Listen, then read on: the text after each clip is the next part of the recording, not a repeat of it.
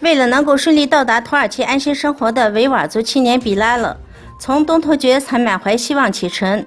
可是事不随愿，一路波折，抵达泰国时，被当地警方以非法入境为由，将随行62名维吾尔人一并抓捕，个别人员被强行遣返。比拉勒在泰国的监狱里服刑期间，因身体虚弱患了癌症。8月1日星期三，结束了年轻的生命，永久地闭上了眼睛。泰国政府以伊斯兰习俗对其进行了安葬。我们以沉重的心情为比拉勒真诚祈祷。在中国入侵者占领的新疆维吾尔自治区东突厥斯坦喀什因之沙县的一名维吾尔族女孩乌尔古丽纳萨尔，中学毕业后因种种原因没能继续学业，就在家中帮助父母务农。作为维吾尔穆斯林的她，一直渴望按照伊斯兰教规生活，就因戴头巾做礼拜被中共政府抓捕入狱，被判10年监禁。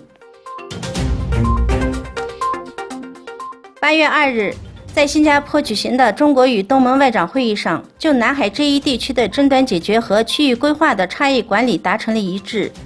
中国和东盟官员将于本月在菲律宾再次会面，进行进一步磋商。南海是世界上最重要的国际航线之一，拥有丰富的石油、天然气和渔业资源。伊朗国家通讯社报道，该国多个城市民众因经济问题举行了抗议游行活动。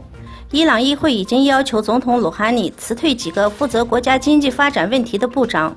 此外，伊朗议会已责令总统鲁哈尼在1个月内就政府有关克服经济问题的行动作出报告。8月2日，来自利比亚和地中海的87名寻求庇护者被开放式武器慈善组织机构救出。寻求庇护者们很是高兴，因为他们还活着。即使他们不知道会被哪个国家接受，可还是拒绝返回利比亚。在孟加拉国，若开邦一名穆斯林青年尸体停放在医院时，器官被盗。此人是因为腹部疼痛送进医院，可是没过多久，医生就宣布其死亡。在家人准备洗礼安葬时，发现死者的部分内脏被盗取。